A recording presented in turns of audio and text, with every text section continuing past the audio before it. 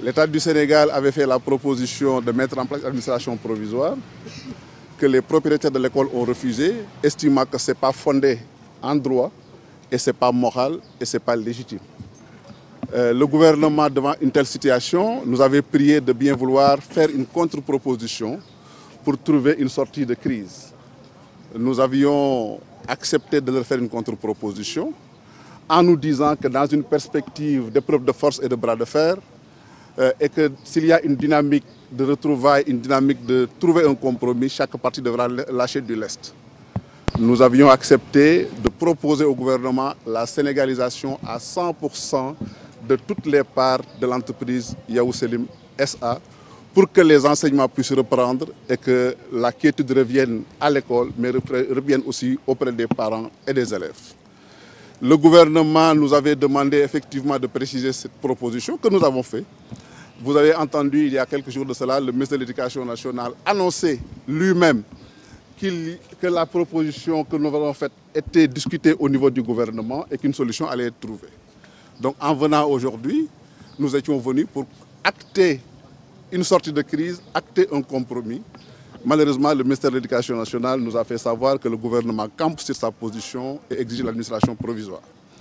Ce que je veux vous dire, c'est que nous avions estimé qu'il fallait sortir les actionnaires français du capital pour permettre une sorte de crise, éviter que tout étranger ne soit dans le groupe.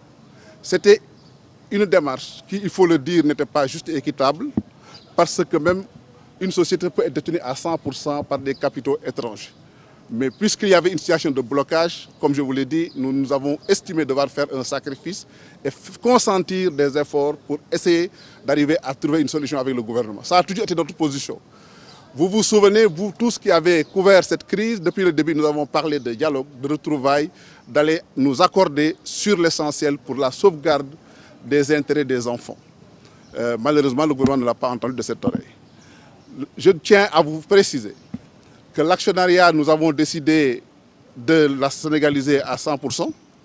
Nous avons fait appel à des investisseurs qui ont accepté de venir dans ce projet avec un projet éducatif, un projet qui permet de renflouer l'école, mais un projet aussi qui permet de relancer Yahoo Selim malgré les tumultes que l'école a connus cette année.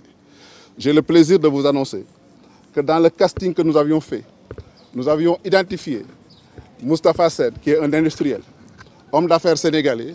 Nous avons fait appel aussi au ministre Guirassi, qui est connu dans ce pays comme étant celui qui a été à la base de l'une des plus grandes réussites dans le domaine de l'enseignement supérieur au Sénégal, l'IAM, l'Institut africain de management.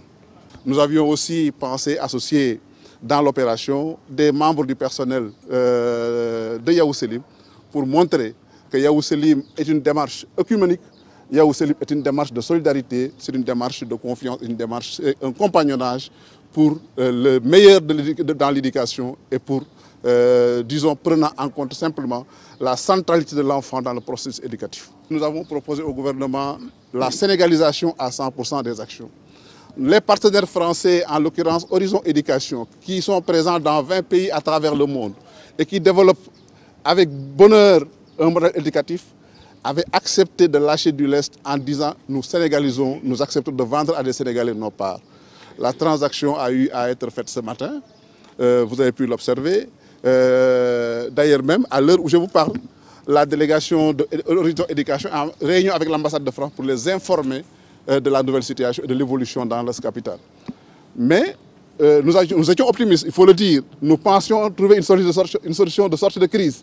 Mais c'était sans compter sur le fait que dans cette histoire, comme vous le constatez, le gouvernement du Sénégal n'est jamais libre dans ses décisions.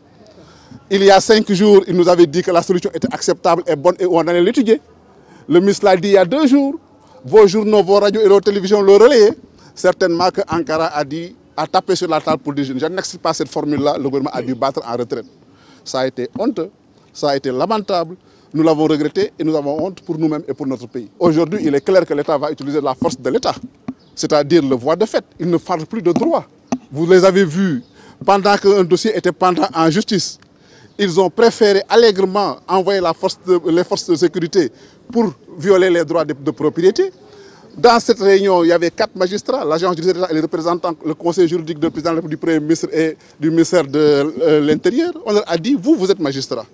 Personne d'entre vous ne peut défendre à la face du Sénégal la légalité de ce que vous êtes en train de faire. Malheureusement, vous mettez de côté le droit. Ce matin, vous avez vu que l'agence judiciaire a retiré la procédure devant le tribunal. Certainement, c'est pour ne pas s'embarrasser de procédures judiciaires et agir par la force de police et imposer une solution qui est inacceptable. Maintenant, nous allons nous battre devant les juridictions, nous allons nous battre par les voies de droit et on verra ce que la justice décidera en définitive. Okay, mais quels sont les arguments de l'État pour avoir rejeté votre proposition? Non, ils n'ont pas donné d'arguments, ils ont dit simplement la position de l'État, c'est l'administration provisoire, point barre. Vous avez vu, vous avez assisté, si vous avez un chronomètre, la réunion n'a pas duré 3 minutes. On a fait les salam alek, les présentations des différentes délégations. Le ministre de l'Intérieur, de l'Éducation a pris la parole pour donner la parole au directeur de la DAGAT qui devait exprimer la position de l'État. Il l'a exprimé en disant que l'État a une option, c'est l'administration provisoire. Bon, point barre, et puis c'est pas à discuter. Nous nous sommes levés dès l'instant que cette décision a été prise. Nous avons pris une responsabilité pour nous lever en disant écoutez, nous en prenons acte. Mais il n'y a plus rien à discuter.